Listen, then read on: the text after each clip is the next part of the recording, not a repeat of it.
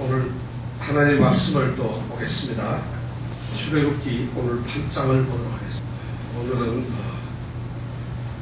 한꺼번에 8장을 다 읽지 않고 한 절 한 절씩 읽어나가겠습니다. 오늘 2절까지 먼저 2절까지 한 목소리 읽겠습니다. 여호와께서 모세에게 이르시되 너는 바로에게 가서 그에게 이르기를 여호와의 말씀에 내 백성을 보내라. 그들이 나를 섬길 것이니라. 내가 만일 보내기를 거절하면 내가 개구리로 너의 온 지경을 칠지라. 자, 오늘 하나님께서 모세에게 지금 말씀을 하시죠. 모세를 보내서 바로에게 보냈습니다. 어떤 말을 전하라 그랬는데 그 말을 전해가지고 그대로 안 지키면 어떻게 한다고요? 네, 개구리로 친다고. 자, 하나님께서는 오늘 개구리의 재앙을 우리에게 아마 말씀을 하고 계신 것 같습니다. 애굽 바로에게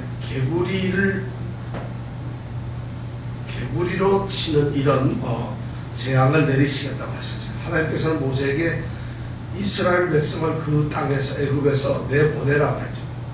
그래서 내보낼 목적은 뭐죠? 오늘 보니까 그들이 나를 어떻게 보내는 이유가 목적이 뭐예요? 그들이 나를 섬긴다는 거죠. 1절에 보니까 이건 나를 섬긴다 이 말은 예배를 드린다는 것이죠. 하나님께 예배를 드리는데 나를 예배하기 위해서 이제 이들을 그 땅에서 보내라는 것이죠. 그래서 이스라엘 백성을 내보내지 않으면 내가 개구리로 너희를 치겠다 하는 거죠. 자, 개구리를 어떻게 칠까요? 개구리를 잡아서 던지는가? 어떻게 하는가? 개구리로 친다는 거 여러분 한번 생각해 보세요. 개구리 그러면 여러분들 참 이 개구리란 이거 짐승도 아니고 동물도 아니죠. 이 개구리는 독특한 성격을 가지고 있어요. 굉장히 튀는 성격이 있잖아요. 그리고 개구리가 활짝활짝 된다. 개구리가 그렇게 하는데 이 개구리를 삶을 때는 있잖아요. 뜨거운 물에다가 개구리를 넣으면 개구리가 튀어나가서 절대 못 삶아요. 개구리를 삶으려면 우선 찬물이나 미지근한 물에 개구리를 넣는 거예요. 그러면 개구리는 그 안에서 막 헤엄을 치고 있어요. 그러면서 불을 서서히 데우지요. 그럼 물이 따뜻해져도 개구리는 튀질 않아요. 왜냐면 물이 조금 따뜻해졌구나. 그럼 계속 물이 조금씩 데워집니다. 그래서 나중에 뜨거워지면 그냥 그대로 삶아집니다. 튀어나가지 않고. 그러니까 개구리들은 좀 그런 게 있는 것 같아요. 이제 개구리들은 좀. 근데 하나님께서는 오늘 이 개구리의 재앙을 내리시겠다 했는데, 자, 어떤 재앙을 내리실까? 3절하고 우리가 4절 한번 또 같이 읽어보겠습니다. 시작. 개구리가 하수에서 무수히 생기고 올라와서 내 궁에와 내 침실에와 내 침상 위에와 내 신하의 집에와 내 백성에게와 내 화덕에와 내 떡반죽 그릇에 들어갈지며 개구리가 내게와 내 백성에게와 내 모든 신하에게 오르리라 하셨다 하라. 아이고, 이 말씀을 보니까 내 하는데 보니까 이 내는 너 이 말이죠. 그러니까 애굽 나라의 온통 모든 곳에 개구리를 지금 보내겠다는 것이에요. 이 개구리는 어디서 날까요? 예, 나일강 하수에서 나와요. 이 나일강은 이집트 이 기후를 보면 6월 달서부터 10월 달까지는 우리나라로 말하는 6월서부터 10월까지는 이제 우기가 되어가지고 막 범람을 합니다. 그러다 보면은 이제 물이 넘쳐나가지고 이 강가에 보면은 물이 좀 끈적끈적한 진흙 같은 것도 이런 충족토들이 생기죠. 그럼 거기에서 12월 달에, 우리로 말하면 12월은 겨울인데 거기는 겨울이 아니죠. 그러니까 12월 달쯤 되면은 거기에서 개구리떼가 무지하게 많이 생긴다는 것이. 바로 이 개구리떼를 갖다가 하나님께서는 보내는 거예요. 나일강에서. 그래가지고 개구리떼들이 왕궁에도 임금님의 침실에 침대 위에 그릇에 온통 개구리들이 막 그냥 길바닥에 있다 이런 얘기예요. 자, 그렇게 하면서 그 다음에 그럼 어떻게 그렇게 할 것인가. 그 다음 5절에서 한번 또 우리가 읽어봅니다. 5절 6절 읽어봅니다. 여호와께서 모세에게 이르시되 아론에게 명하기를 내 지팡이를 잡고 내 발을 강들과 운하들과 모두 위에 펴서 개구리로 애굽 땅에 올라오게 하라 할지니라.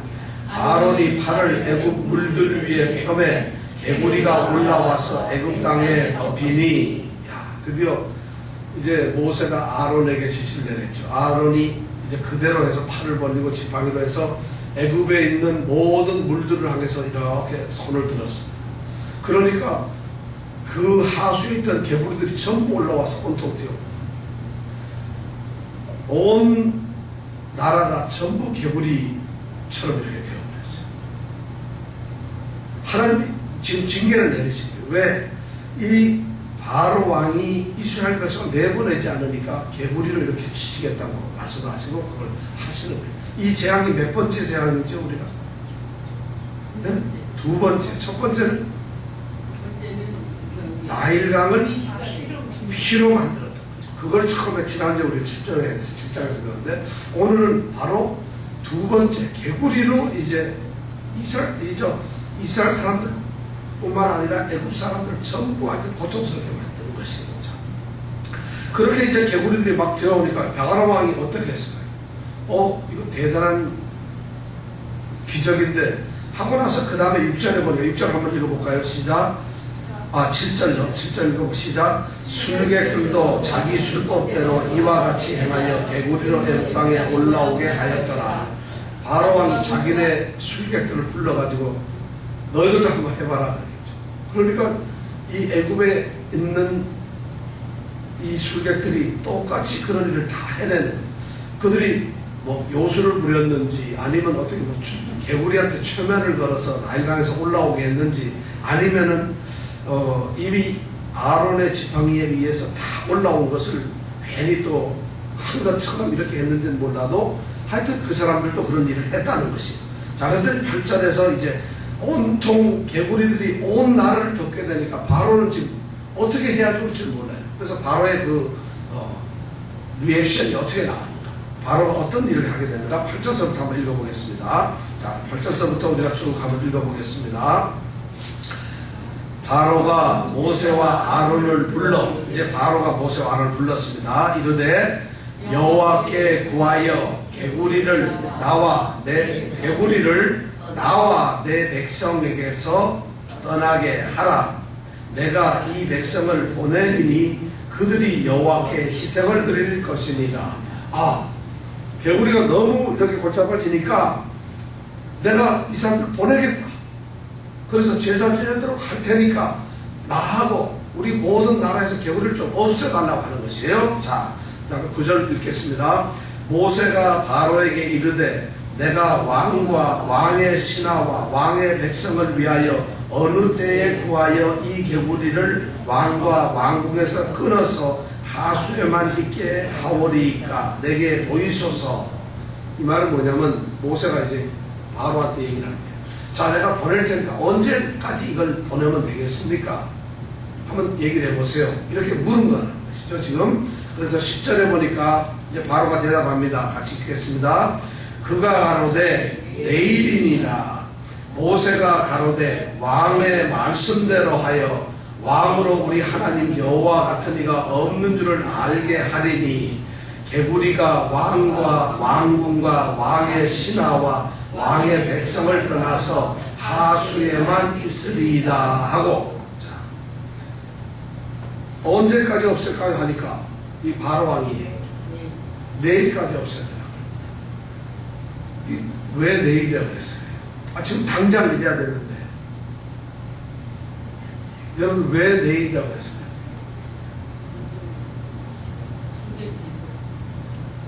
예를 들어서 여러분 지금 온 애굽 땅에 왕궁의 그릇에 뭐 온통 할 것 없이 전부 개구리 떼가 지금 막 지처럼 갈려 있는데 없애달라 그러면서 당장 없애라 이렇게 해야 될 텐데 왜 내일 없애라 내일까지 이랬을까요? 이 성경에는 의미가 있을 거라고요. 이게 뭐 바로가 하루만 한번 참아봐야지 이랬는지 여기서 내일이라는 말은 알리라고 하는 의미가 있어요 사실은. 근데 아마 성경학자들은 이유를 모르겠어요. 왜 이렇게 내일이라 했는지. 그래서 학자들은 이렇게 생각을 하고 있어요. 바로가 모세보고 없애라고 했지만 모세가 금방 혹시 못 없애면 어떡하나 해서 의심을 하는 거예요. 모세의 실력이나 하나님이 함께 하신다는 그 능력을 의심을 하고 내일까지는 저 할 수 있겠느냐, 자기 나름대로 이제 그렇게 시간 말미를 주면서 혹시 그 사이에라도 어떻게 이 개구리가 없어지면 아무것도 아니거나 뭐 이런 생각을 가졌고, 그래서 내일이라고 했다, 이렇게 이제 학자들은 얘기를 합니다. 하여튼 그렇게 해서 이제 나일강으로 전부 개구리를 다 보내라, 이제 이렇게 요청을 했죠. 그래서 이 모세가 그럼 그렇게 하고 그렇게 기도를 하겠습니다, 이러고 이제 약속을 했어요. 자, 12절 이제서부터 15절까지 한번 읽어보겠습니다. 모세와 아론이 바로를 떠나 나가서 바로에게 내리신 개구리에 대하여 모세가 여호와께 간구하매 여호와께서 모세의 말대로 하시니 개구리가 집에서 마당에서 밭에서 나와서 죽은지라 사람들이 모아 무더기로 쌓으니 땅에서 악취가 나더라. 그러나 바로가 숨을 통할 수 있음을 볼 때에 그 마음을 완강케 하여 그들을 듣지 아니하였으니 여호와의 말씀과 같더라. 모세가 이제 하나님께 기도를 했죠. 없애달라고. 그랬더니 하나님께서는 모세의 기도대로 이제 없앱니다. 그래서 모든 개구리들이 집에서부터 다 나와서 다 죽게 되죠. 그러니까 개구리가 죽게 되니까 그 죽은 개구리들을 다 모아서 개구리 시체가 산더미를 이루는, 생각해보세요. 곳곳에 개구리 떼들이, 아마 죽은 떼들이 있었을 거예요. 자, 그렇게 쌓아놔서. 그러니까 막 악취가 나고 말할 수 없는 고통이, 이제 개구리가 있었을 때도 힘들었지만은 이제 악취 때문에 어쩔 수가 없습니다. 왜 하나님은 개구리를 보내셨을까? 징계를 드리는데 왜 개구리 말고 좀 뭐 이렇게, 여기서 개구리는 좀 두꺼비처럼 좀 큰 그런 개구리를 말하는데 왜 개구리를 보냈을까요? 네? 왜 개구리를 재앙에 걸러서, 나일강을 피로 만들었을 때는 나일강이 애굽 이 사람들의 젖줄이고 가장 중요한 강이고 생명이고, 거기에서부터 모든 문화와 문명과 그들의 삶이 나오기 때문에 그 강을, 그들을 생명에 직접적인 영향을 주는 그런 곳을 이제 공격을 했는데, 개구리는 왜 했을까? 개구리, 이 애굽의 우리가 이 역사를 조금 알아볼 필요가 있어요. 이 애굽 사람들은 개구리를 숭배를 했어요. 그래서 이 개구리의 얼굴 모양을 가지고 본뜬 여신이 있을 정도로, 그래서 그 신의 이름을 헤케트라고 합니다. 헤카라고도 하고 헤케트라고 하는 개구리 여신을 섬겼어요.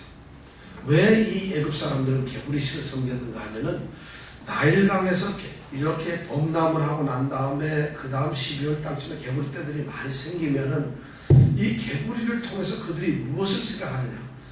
풍요의 신이다. 왜냐하면 개구리들이 많이 일어나니까 우리는 풍요의 신이다. 그리고 개구리는 그렇게 번식을 많이 하니까 이제 다산, 출산의 신이다. 이런 것으로 해서 이 애굽 사람들은 개구리를 섬겼어요. 그래서 개구리 얼굴 모양으로 해서 여신을 만들어 놓고 거기에다 섬겼다는 거죠. 근데 하나님께서는 바로 그 개구리를 공격하시는 이유는, 너희들이 개구리를 통해서 풍요로움을 얻는다? 너희들이 개구리를 통해서 출산의 축복을, 인구의 증가, 백성의 증가를 가져온다? 그것을 아시면서 하나님께서는 개구리가 너의 신이 아니라는, 여호와가 이 만물을 주관하시고 세상을 주관하는 신이라는 것을 그들에게 알게 하기로 했습니다. 그래서 오히려 이 거꾸로 개구리가 만약 풍요로움, 넉넉함, 아주 풍성함을 주는 신이라고 한다면, 그래? 그럼 개구리를 내가 개구리 떼로 너희들한테 한번 마음껏 줘볼 테니까 거기서 풍요를 누려봐. 그러니까 개구리 떼가 너무 많으니까 그게 그만, 사실 우리가 풍성함, 풍요로움이 넘치면 얼마나 행복하겠어. 근데 개구리 신을 갖다 그렇게 잔뜩 막 보내놓으니까 너무 넘치니까 그게 재앙이 돼버려요. 더군다나 그렇게 많은 개구리 떼가 나중에 죽고 나서 시체가 쌓이고 악취가 나니까 너희들의 신이, 너희들이 섬기는, 너희 세상이 쫓아가는 풍족함, 넉넉함, 세상에서 찾는 추구하는 그런 꿈들은 이렇게 악취나 더러운 것밖에 아니라는, 너희들이 섬기는 신은 신이 아니라는 이런 것을 하나님께서 보여주시는 거죠. 그래서 개구리를 선택하고 하나님께서 내가 참 신이고 개구리 이것은 내가 다스리는 아무것도 아닌 것이라는 것을 오늘 하나님께서 그것을 알려주세요. 그러니까 이 애굽 사람들은 이 개구리 재앙을 통해서 충격을 먹는 거예요. 아, 우리가 섬기는, 우리가 잘 받들고 숭배하는 이 풍요로운 신, 그리고 출산을 도우는 이 개구리 신이 여호와 앞에서 무참하게 저렇게 깨어지고, 그것이 우리 앞에서 신체로 뒹굴거려서 쌓이니까 골치만 아픈 거로구나 하는 것을 하나님께서 보여주시면서 그들의 어리석음을 깨우쳐주기 위해서 이 개구리 신을 하셨다는 것이, 이것이 두 번째. 그러다 보니까 이 바로는 기도를 해달라, 그리고 이제 그 보내달라고 쫓아달라고 하고 나서 모세 가서 기도를 하니까 이제 다 죽었잖아요. 그러니까 15절에 보면요, 숨을 통해서 이제 숨통이 조금 트여서 여유가 생겼다. 그러니까 마음이 또 완강해져서 이 재앙을 보고 깨닫는 것이 아니라 다시 여호와의 말씀대로 이 이스라엘 백성들을 내보내지 않더라는 것이죠. 이것이 바로 1절부터 15절까지의 개구리 재앙입니다. 하나님께서는 개구리 재앙을 통해서 애굽 사람들에게 그들의 잘못된 신앙관과 그들의 잘못된 신에 대한 생각을 이제 깨우쳐주면서 정말 이 세상을 다스리는 지배자이신 하나님의 능력과 하나님이심을 그들에게 알게 했다는 것이죠. 이스라엘 백성들은 하나님은 참으로 위대하신 하나님이구나. 애굽 백성들은 우리가 섬기는 신은 하나님께 상대가 안 되는구나. 이것을 이제 그들에게 깨우치게 했다는 것이죠. 자, 그 다음에 16절서부터 우리가 19절까지 말씀을 함께 또 읽어보겠습니다. 시작. 여호와께서 모세에게 이르시되 아론에게 명하기를 내 지팡이를 들어 땅에 티끌을 치라 하라. 그것이 애굽 온 땅에서 이가 되리라. 그들이 그대로 행할세 아론이 지팡이를 잡고 손을 들어 땅에 티끌을 치매 애굽 온 땅의 티끌이 다 이가 되어 사람과 생축에게 오르니 술객들이 자기 술법으로 이같이 행하여 이를 내려 하였으나 못하였고 이는 사람과 생축에게 있은지라. 술객이 바로에게 고하되 이는 하나님의 능력이니이다 하나 바로의 마음이 강팍해 되어 그들을 듣지 아니하였으니 여호와의 말씀과 같더라. 세 번째 재앙은 뭐라고요? 여기 이 이렇게 가지고 이가 어느 이가 이건지 헷갈리는데 이를 만든다. 자, 세 번째 이 재앙을 만드는데 세 번째 재앙은 온 애굽 땅에 이들이 뒤섞여 만든다는 거죠. 근데 여기서 우리는 이라고 하는데 실제로 성경학자들은 이 원문에 보면 꼭 이가 아닐 수도 있다는 것이에요. 그래서 어떤 학자들은 그 뜻을 가만히 보니까 목이 벌레를 무는, 저 사람을 무는 조금 큰 목이다. 또 어떤 학자들은 그게 아니라 빈대다, 빈대. 우리 배드버그 빈대 얼마나 많잖아요. 빈대다. 또 어떤 건 그게 아니고 어떤 이상한 곤충이다. 이렇게 지금 얘기를 하는데 가장 그 모양이나 이 증세로 봐서는 모기가 맞지 않겠나. 좀 이제 살인 모기처럼 깨물어내는 이런 모기예요. 근데 하나님께서 이제 세 번째 재앙으로 이 애굽 사람들에게 온 땅에 모기를 보내셨어요. 이를 보내신 거예요. 그러니까 이를 어떻게 뭘로 만드셨어요? 티끌로 만들었습니다. 제일 처음에 하나님께서 재앙을 했던 건 나일 강에서 피로 만드셨고, 그 다음에 강에서 나오는 개구리로 문제를 만들었는데, 이번에는 이제 물에서 나와가지고 이 땅에 있는 거예요. 땅에 있는 티끌을, 그거를 지팡이로 치니까 그 티끌이 전부 이가 되었다. 오늘 말씀에 보니까 17절에 보니까 땅 위에 티끌을 치매 애굽 온 땅에 티끌이 다 이가 되어. 티끌이 다 이가 되었다 그러면 티끌이 있을까 없을까요? 애굽 땅에. 성경 말씀에 보면 온 땅에 티끌이 다 이가 되었다 그러면 티끌이 있나요? 그럼 뭐가 됐어요? 그러면 이 말은 좀 이제 의미가 무지무지하게 많은 이가 생겼다 이런 말이겠죠. 그죠? 성경 말씀을 이렇게 읽고 이때는 티끌이 하나도 없었구나. 하나님 청소를 한 게 아니라 이거죠. 그러니까 이가 그렇게 많이 생겼어요. 모기들이 많이 생겼어요. 근데 놀라운 것은 첫 번째, 두 번째의 그런 기적들은 애굽 나라의 술객들이 할 수가 있었어요. 모양을 비슷하게. 근데 드디어 세 번째서부터 나오는 건 하지를 못하는 거예요. 이 술객들이 이를 만들어 보려고 하니까 안 되는 거예요. 왜냐하면 개구리는 있던 것이 나오는 거죠. 그런데 이 티끌을 이로 만든다는 것은 새로운 창조의 사실. 이건 할 수 있는 게 아니에요. 티끌, 우리가 마술 보면은 뭐 이렇게 보자기 안에서 이렇게 하다 보면 종이를 넣어가지고 막 이러다 보면 비둘기가 탁 나오고 이러잖아요. 이건 마술 진짜 속이는 것이지, 종이로 비둘기를 만드는 마술 같으면 그 사람은 떼부자가 될 거야. 그죠? 그래서 매일 비둘기를 만드니까 얼마나 부자 되겠어요. 그냥 그건 마술 속이는 건데, 바로 이 술객들은 티끌로 일을 만들 수 없어요. 뭘 다른 걸 변화시킬 수 없어요. 그러니까 이 사람들이 드디어 고백을 합니다. 우리는 할 수 없다. 이제 손을 드는 것이죠. 술객들이 여기서 자기네들이 어떻게 사술로, 술객으로, 그래서 어떤 술법으로 하나님의 능력을 대항을 해보려고 하다가 이제 포기를 하는 거죠. 세 번째 이 2절에서 그를 포기합니다. 그렇게 되니까 포기를 하니까 이 바로 왕은 그렇게 되면은 웬만하면은 이제 우리 나라의 이 술객들이, 박수나 우리 박사들이 도저히 안 되는구나 하면 포기를 해야 될 텐데 더 마음이 강팍해졌어요. 그래? 우리 백성은, 우리 술객도 못해? 하니까 더 강팍해져가지고 더 말 듣지 않는 거예요. 이것은 하나님의 뜻이. 우리 신앙에서도 그런 게 있어요. 여기에 굉장히 중요한 이제 교훈이 있는데, 하나님의 전능하신 능력 앞에서 우리가 뭘 할 수 있을 거라고 끝까지 바둥바둥 하다가 안 되면은 하나님의 능력을 무시해요. 안 되는구나. 그냥 우리가 멋대로 할 수가 있다는 거예요. 그것이 문제예요. 우리가 아무리 해도 하나님의 능력을 어떻게 따라갈 수 있겠어요. 그러니까 성경에서 바울 사도가 늘 얘기하기를 자기가 아무것도 할 수 없을 때, 소위 우리가 말하는 가장 약한 그 상태가 하나님의 가장 강함이 나타나는 때라는 것이죠. 내가 뭐를 할 수 있다고 생각할 때는 그것은 내가 하는 것인데, 내가 아무것도 못한다 할 때는 그때 하나님께서 일을 신다는 거죠. 그럼 내가 못하니까 뭔가 이루어졌어요. 나는 할 수가 없는데 이루어졌다. 그럼 누가 한 거지? 우리 조상님이 한 건가요? 우리 옆집이 한 건가?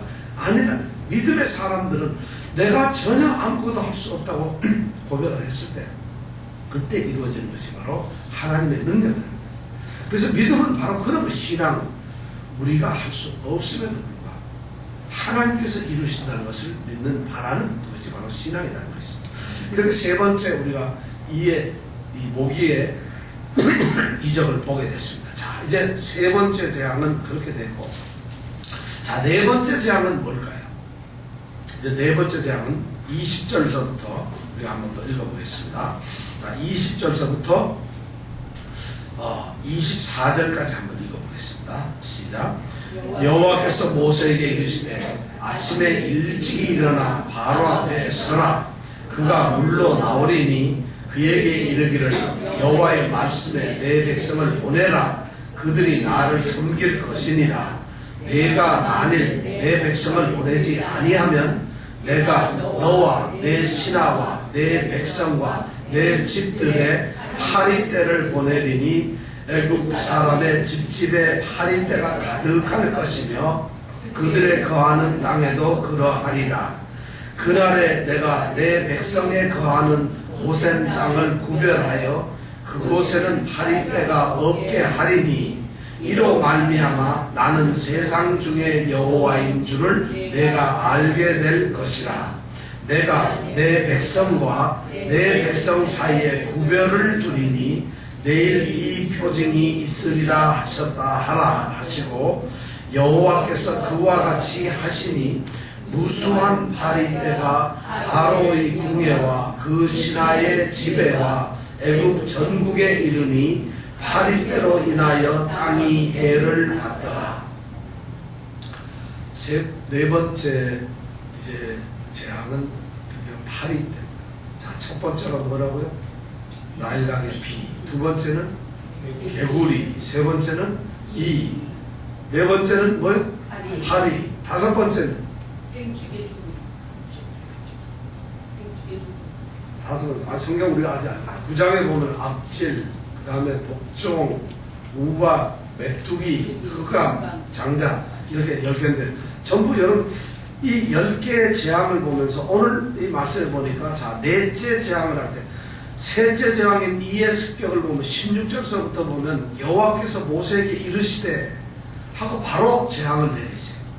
근데 20절에 보면은 네 번째 재앙을 내리실 때 보니까 바로 재앙을 내리시는 게 아니라 여호와께서 모세에게 이르시되 아침에 일찍이 일어나 바로 앞에 서라. 재앙을 내리는 것도 이 성경 말씀을 여러분들 가만히 읽어보면은 말씀이 너무 이거 그냥 쓰는 말씀이 아니에요. 전부 말씀이 보면은 하나님의 뜻에 의해서 다 재앙이 10개가 있는데 말이죠. 그것을 그룹으로 3개 묶을 수 있어요. 제일 처음에 나온 나일강의 피와 개구리와 그 다음에 이의 걸 보면은 제일 첫 번째 나일강의 피의 재앙을 내리실 때는 오늘 이 네 번째처럼 똑같이 아침에 일찍이 일어나 바로 앞에 서라 이런 말씀이 있어요. 여러분 한번 그거 볼까요? 7장 14절 15절에 볼까요? 자 7장 14절 15절 여호와께서 모세에게 이르시되 바로의 마음이 완강하여 백성을 보내기를 거절하는도다. 아침에 너는 바로에게로 가라. 그가 물로 나오리니 너는 하숫가에 서서 그를 맞으며 그 뱀 되었던 지팡이를 손에 잡고 자 이렇게 나온다. 그런데 오늘 여기 20절에 보니까 여호와께서 모세에게 이르시되 아침에 일찍 일어나 바로 앞에 서라. 그가 물로 나오리니 그에게 이르기를 똑같은 말이 나오잖아요. 이 재앙이 1, 2, 3, 4, 5, 6, 7, 8, 9 이렇게 세 개가 하나의 그룹을 형성하는데 1번 했던 재앙, 4번 했던 재앙, 그 다음에 여기 7번 했던 재앙은 똑같이 다 아침에 바로 앞에 서서 내는 거예요. 전부 나중에 9장에 가서 여러분 한번 찾아보세요. 그 다음에 두 번째, 다섯 번째, 여덟 번째 그 두 번째 각 그룹에 셋 묵었을 때 두 번째 거는 그냥 바로에게 가서 경고를 합니다. 근데 나머지 제일 마지막 세 번째는 경고가 없어요. 미리 예고를 하고 너 이런 징계를 너 말 안 들어 우리 백성들을 내보내라. 제사를 지내게 할 것이다. 안 들으면 이런 재앙을 내린다. 이런 경고가 없이 아까 이의 경고를 보면 16절에 보면은 바로 여호와께서 모세에게 아론 지팡이로 티끌을 쳐라 이렇게. 그러니까 이 바로는 지금 이의 재앙이 있는지도 몰라요. 바로 이거는 왜냐하면 하나님께서는 경고를 하고 재앙을 내리고 그 재앙을 내려서 듣지 않으니까 그 다음에는 경고를 하시는 게 아니라 바로 때린다는 거죠. 우리가 하나님 신앙생활 하면서 이게 매우 중요한 것인데 어떤 신앙생활에서 어떤 징조가 보이거나 어떤 일들이 일어날 때 우리는 이 하나님의 경고의 메시지를 들을 수 있는 깨어있음이 있어요. 하나님이 경고를 하시고 계속 이렇게 했는데 그걸 못 듣게 되면 못 알아보고 그 하나님께서 경고하시는 그 내용을 우리가 깨닫지 못할 때 그 다음에는 하나님께서 예고 없이 우리를 갖다 지게 하신다는 것이에요. 그러니까 사실 우리가 늘 믿음에 깨어가지고 이렇게 경고하시는 하나님의 음성을 들어야 된다는 것이에요. 오늘 이 10개의 재앙 속에서 나타나는 이 징조를 보면 그런 것이에요. 1번, 4번, 7번 요거는 꼭 하나님은 아침에 일찍이 바로 일어나서 바로 앞에 서라고 얘기했어요. 그래서 그가 물가로 나오면 나일강에 나와서 아침 제사를 지내는 것 같아요. 근데 나오면 그때 가서 얘기를 하고 경고를 해라. 그럼 경고를 하고 난 다음에 그 다음에 재앙을 내리겠다 이런 말씀이에요. 그럼 바로가 경고를 내리면 잘못했습니다 하고 뉘우쳐야 되는데 그러지 않는다는 것이죠. 그러면 그 다음에는 경고 없이 바로 재앙이 또 나온다는 이런 말씀을 우리에게 알려주고 있어요. 믿음의 삶이란 깨어서 항상 우리에게 다가오는 하나님의 징조를 우리가 봐야 된다는 것이죠. 그걸 안 하면 큰일이라는 얘기죠.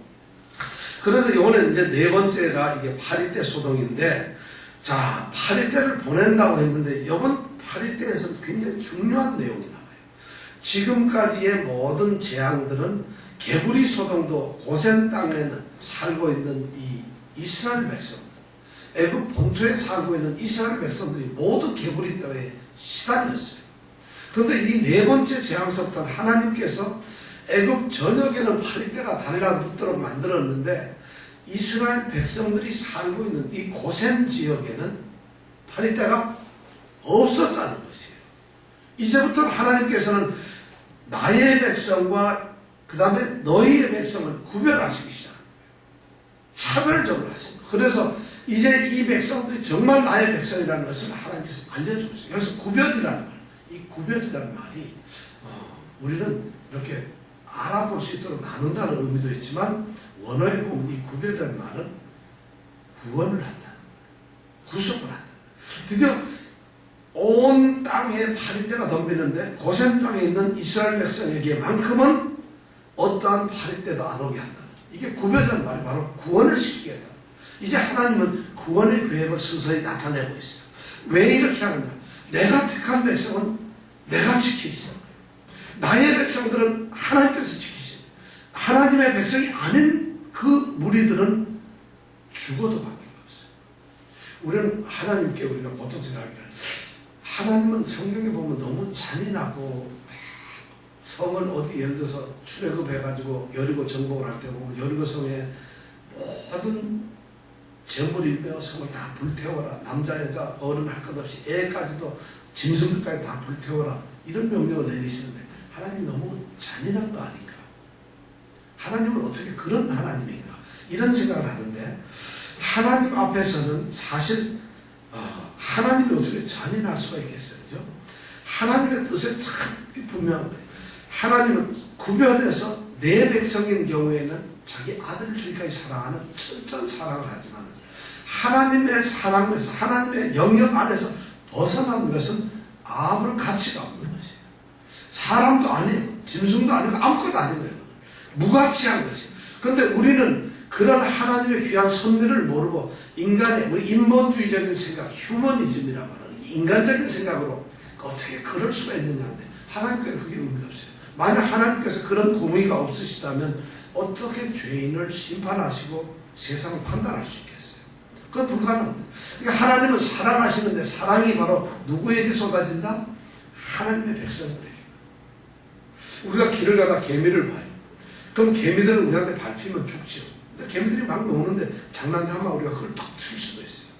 그 얘기는 뭐냐면, 바로 개미와 사람은 그만큼 천지 차 이상인데, 하나님이 우리가 보기에 우리는 대단한 존재지만, 하나님이 보시면은 수많은 창조물, 피조물 중에 하나일 뿐이에요. 그러나 하나님께서 특별히 사람을 선택해서 구별해서 만드셔가지고 하나님께 영광을 받으시기 때문에, 하나님은 사실 인간을 존귀롭게 만드셨죠. 그러나 우리가 존귀롭게 만들어졌다 해서 그 위대하신 하나님의 능력이나 하나님과 비교해서는 우리는 근처에도 못 가는, 형상을 닮았다, 정상으로 지었다는 것이지 우리가 하나님과 똑같다는 뜻이 아니에요. 그러니까 하나님 안에 있을 때 우리가 비로소 자녀로서 이런 하나님의 사랑을 받는 것이지 벗어나면 안고 다니는 것이죠. 하나님께서 오늘 출애굽 이 8장에서 바로 이 네 번째 재앙을 통해서 그걸 보여주시고 있어요. 전혀 아니라는 그. 그래서 세상 중에서 여호와께서 구별하고 구원하는 백성의 사랑을 쏟는다는 것이죠. 그런 것을 지금 오늘 이제 말씀을 하고 있습니다. 자, 그럼 이제 그 다음에 25절부터 32절까지 말씀 끝에까지 한번 우리가 읽어보겠습니다. 같이 읽겠습니다. 바로가 모세와 아론을 불러 이르되, 너희는 가서 이 땅에서 너희 하나님께 희생을 드리라. 모세가 가로되, 그리함은 불가하나이다. 우리가 우리 하나님 여호와께 희생을 드리는 것은 애굽 사람의 미워하는 바이온즉, 우리가 만일 애굽 사람의 목전에서 희생을 드리면 그들이 그것을 미워하여 우리를 돌로 치지 아니하리이까. 우리가 사흘길쯤 광야로 들어가서 우리 하나님 여호와께 희생을 드리되 우리에게 명하시는 대로 하려 하나이다. 바로가 가로되, 내가 너희를 보내리니 너희가 너희 하나님 여호와께 광야에서 희생을 드릴 것이나 너무 멀리는 가지 말라. 그런즉 너희는 나를 위하여 기도하라. 모세가 가로되, 내가 왕을 떠나가서 여호와께 기도하리니 내일이면 파리떼가 바로와 바로의 신하와 바로의 백성을 떠나려니와, 바로는 이 백성을 보내어 여호와께 희생을 드리는 일에 다시 거짓을 행치 마소서 하고, 모세가 바로를 떠나 나와서 여호와께 기도하니 여호와께서 모세의 말대로 하사 8일을 바로와 그 신하와 그 백성에게서 몰수히 떠나게 하시니라. 그러나 바로가 이때에도 마음을 완강케 하여 백성을 보내지 아니하였더라. 오늘 그 다음에 25절부터의 말씀은 8일 때의 이 재앙 속에서 드디어 이 바로가 굴복을 하고 타협을 하는 모습이 나옵니다. 지금까지는 모세가 어떤 기적 세 가지를 했어도 이 바로는 숙이질 않았어요. 우리도 할 수 있다. 나는 더 강해졌다. 이의 재앙을 내렸을 때는 오히려 더 완강해졌다는 건데, 이 네 번째 8일 때가 되고 나니까 8일 때가 그냥 온통 덤빈다고 생각했어요. 이게 뭐 눈에 여기서 말은 8인데 꼭 8이는 아닙니다. 8이하고 비슷하게 생긴 거예요. 그러니까 막 눈으로 코로 귀로 막 들어가고 8일 때가 여러분 한 100마리만 지금 이 안에 있다 해도 굉장할 텐데 셀 수 없는 8일 때가 아니라 죽겠거든요. 그러니까 드디어 바로가 포기를 합니다. 근데 바로가 이걸 포기를 하면서 양보를 하는 것처럼 거짓으로 지금 이렇게 하는데 매우 중요한 이야기를 합니다. 25절에 보니까 첫 번째 바로가 모세와 아론을 불렀어요. 그리고 말합니다. 너희는 가서 뭘 하라고요? 희생을 드려라. 근데 여러분 하나님께 희생을 드려라 하는데 여기서 제일 중요한 말이 바로 이 땅에서, 이 땅에서 25절로 너희는 가서 이 땅에서 너희 하나님께 희생의 제사를 드리라. 지금 모세가 요구하고 하나님이 명령하시는 건 뭡니까? 광야에서 드리라는 것이에요. 내게 드리는 제사는 이 땅에서 드리는 것이 아니라 광야에서 드리는 것이에요. 너희 이 사람들 너희를 내보내라. 그래서 광야에서 내게 제사를 드려라 하는 것이에요. 하나님께서 원하시는 것은 애굽 땅에 있는 것을 원하시는 것이 아니라 애굽에서 벗어나는 것이에요. 제사를 드려야 되는 것이 맞아요. 예배를 드리는 것이 맞고 신앙생활을 하는 것이 맞는데 지금 하나님께서 그 신앙생활을 원하시고 예배를 드리는 걸 원하는데 그 예배가 애굽 땅에서 드려지는 것이 아니에요. 그런데 바로가 바로 그걸 제안하는 것이에요. 하나님께 정면을 이 땅에서 너희들이 예배를 드려라. 갈 필요는 뭐 있냐? 여기서 예배, 너희들 예배 하니까 여기서 예배를 드리라는 것이에요. 이 땅에서. 그러니까 모세가 그 다음에 바로 26절에 대답하죠. 그거 아닙니다. 그건 불가하다는 것이에요. 이 모세에게 대항하는 이 바로의 이 말에 여러분들이 의미가 뭔지 아세요? 우리 신앙생활을 한번 돌아보라는 거예요. 바로와 같은 이 세상의 이 힘, 세상의 권세를 잡고 공중 권세를 잡은 그 세력들은 신앙생활을 하는 사람들에게 이런 식으로 접근해요. 하나님께서 말씀을 통해서 우리에게 요구하시는 게 있어요. 너희들은 지금 너희들이 처해 있는 세상의 세 속에서 죄악 속에서 벗어나라는 거예요. 출애굽은 뭐예요? 죄악, 압박에 있는 죄악 속에서 벗어나가지고 내가 너희에게 지시하는 그곳에서 제사를 드리라는 거예요. 나를 섬기라는 거죠. 신앙생활을 하라는 것이에요. 그런데 세상에 있는 이 세상 신들은 뭐라고 하는 거예요? 갈 필요 뭐 있느냐? 여기서 드리지. 하나님께서는 우리에게 구별을 원하셔요.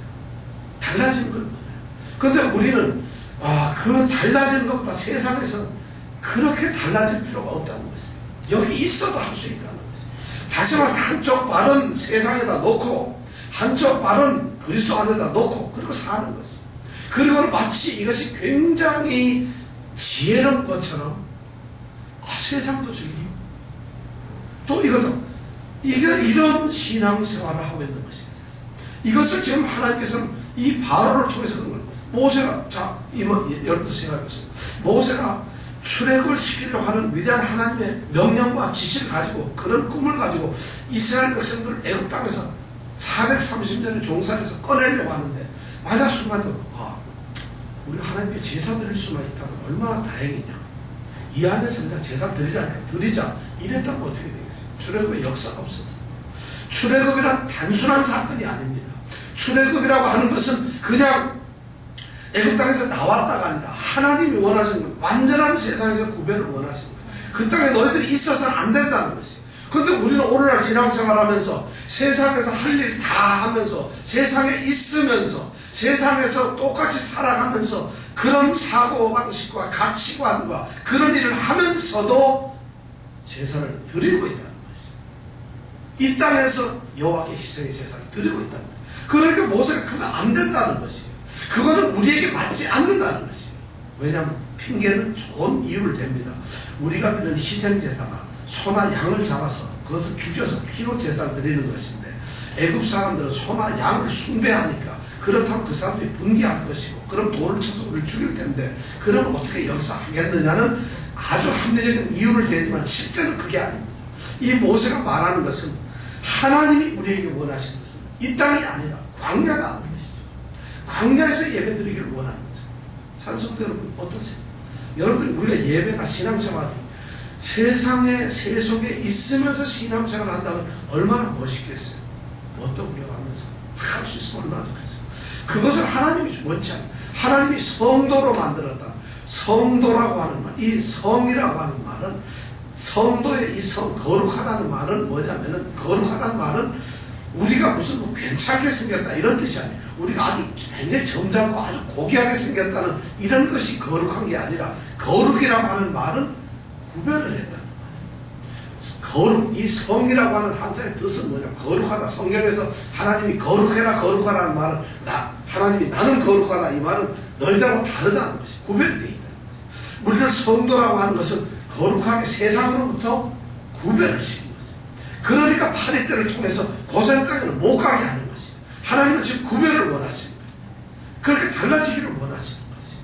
그것이 바로 오늘 말한 이 땅에서 까딱하면 우리는 여기 줄을 그으세요. 이 땅에서라고 우리는 속을 수가 있어요. 이 땅에서라는 단어가 너무 중요한 거예요. 이 땅에서 너 희생제를 드리지 말라는 것이에요. 이렇게 했죠.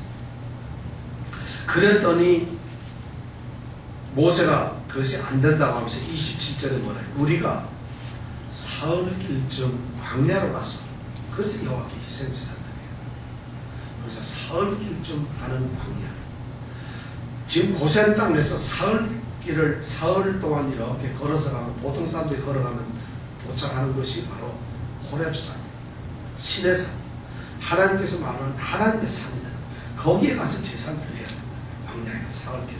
그런데 바로는 그 다음에 또 뭐라 그래요? 우리는 사흘길쯤 가서 광야에 가서 제사를 드려야 한다는데, 바로는 28절에 보면 뭐라 그래요? 하나님이 여호와께서 광야에서 희생을 드리는 거 좋다. 그렇지만 너무 멀리는 가지 마라. 너무 멀리는 가지 마라. 이것이 세상에서 바로가 제시하는 또 타협점이 너무 멀리는 가지 마라. 아까는 뭐예요? 여기서 이 땅에서 제사 드리면 되잖아요. 이제 가. 그래, 신앙생활 너 열심히 할래? 잘하겠다고. 오케이. 미치지는 마라. 너무 신앙생활에 깊이 가지 말라고. 우리가 그런 얘기 너무 많죠. 야, 신앙생활 적당히 해. 무슨 네가 혼자 세상 다 책임져. 너무 그런 거 있잖아요. 여기서 그 얘기를 하고 있는 것이 신앙생활에 적당한 타협이 필요한 거야. 너 그래 주일날 매번 안 빠질 필요 뭐 있냐? 너 교회에서 그렇게 할 필요 뭐 있냐? 너 신앙생활에서 성경 그렇게 읽을 필요 뭐 있어? 독도형제 너 왜 그렇게 열심히 하니? 안 해도 되잖아. 좀 안 한 듯 무슨 일이야. 너무 멀리 가지 마라. 세상에 야 맨신이야 맨신. 그렇게 미치지 마라. 지금 이 바로는 이스라엘 백성들이 그걸 얘기를 합니다. 물론 내용적으로는 바로의 의도는 이게 멀리 좀 가까이 가면은 군대 보내가지고 도로 잡아올 수도 있고 이런 노림수가 있겠죠. 물론. 그러면서 그들이 탈출하는 걸, 이 해방되는 걸 막고 싶은 의도가 있죠 사실. 그러나 이 말을 우리가 신앙적으로 보았을 때는 우리의 신앙생활에서 너무 멀리 가지 말라는 세상의 목소리를 여러분들 우리가 신앙생활을 들어요. 야, 너무 멀리 가지 마. 신앙생활 너무 그렇게 하지 마. 이런 얘기 듣습니다. 교회 안 가고 집에서 예배 드리면 어떠냐? 꼭 예배당 가서 교회 가서 주일날 예배 지켜야 되냐? 어디든지 하나님이 계시는데 이 땅에서 희생제사 드려. 어디는 하나님이 안 계셔. 네가 서 있는 곳이 하나님 아니야? 너가 있는 곳이 하나님인, 거기서 예배를 드려라. 이런 말들이 우리에게 너무 많아요. 너 어디서든지 그렇게 할 수 있는 거 아니야. 그러나 하더라도 너 너무 미쳐있어. 너무 멀리 가지 마라. 이런 말을 바로의 입을 통해서 모세에게 도전하고 있어요. 특히 모세와 이스라엘 백성들은 파레들을 통해서 하나님께 재앙을 내리면서 하나님이 말씀하신 명령, 이 백성을 내보내라. 그리고 거기에서 내게 제사를 드리도록 해라 하는 이 말씀에 정면으로 유혹을 하면서 도전하는 것이죠. 그래서 이런 제안을 우리가 있어요. 오늘 이 말씀을 통해서 우리가 출애굽의 이 네 번째 제안에 이런 숨은 뜻이 들어있어요. 우리 신앙의 모습이 이 땅에서 너무 멀리 가지 마라. 이런 말씀에 무너질 때가 있어요. 약해질 때가 있어요. 하나님께서는 우리에게 원하시는 것은 출애굽을 이루듯이 우리의 죄악에서, 우리의 과거 옛 모습에서, 옛 사람에서 단절하고 벗어나서 새로운 곳으로 우리가 옮겨지길 바라고, 옮겨진 상태에서 구별되고 철저한 하나님의 자녀가 되길 원한다는 것이에요. 이것이 출애굽의 비밀이에요. 네 번째 재앙 파리떼를 통해서 하나님께서 우리에게 그것을 알려주고 있어요. 내가 너희를 구별했다. 내가 너희를 분리하고 나누었다.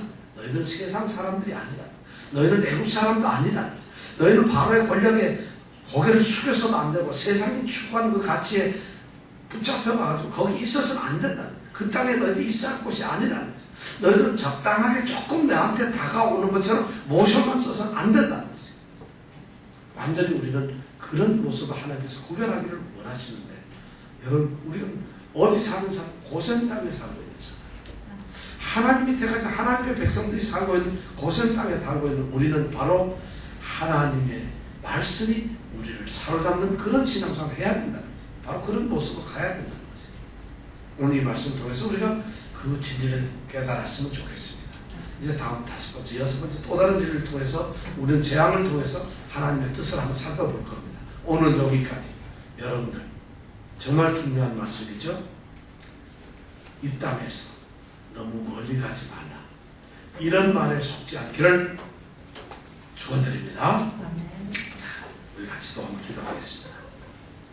오늘 다시 이 말씀, 네 번째 재앙, 두 번째, 세 번째, 네 번째 재앙을 통해서 하나님이 우리에게 말씀하고 있는 것은 무엇인가? 우리는 지금 출애굽을 앞에 두고 있는 그런 사람들이 애굽의 학정적으로 못 건져서 하나님께서 이제 건져내려고 하는 것이에요. 우리는 세상에서, 죄악 속에서, 죄된 그 죄인의 모습에서 하나님이 건져내시려고 할 때, 이러한 장애들을 세상에서 만약 주고 하나님께서 이렇게 했을 때 우리는 어떤 모습으로 세워져야 할까요? 우리는 출애굽이 된다고 한다면, 우리가 죄에서 벗어난다고 한다면 우리는 어떤 신앙생활을 해야 될까요? 오늘 이 바로의 말처럼 세상의 권력을 잡은 바로는, 세상에 가장 힘 있는 자들은 우리에게 그렇게 말합니다. 세상의 친구들은 우리를 조롱하고 그렇게 유혹도 합니다. 그러나 우리가 아까 찬송한 것처럼 예수 품에 안기어서 영원히 살아야 되지 않겠습니까? 오늘 이 말씀을 생각하면서 우리가 함께 또 우리 신앙의 모습을 생각하며 기도하겠습니다. 정말 우리가 바로 세워지는 그런 신앙인들이 되게 해달라고 함께 기도하겠습니다.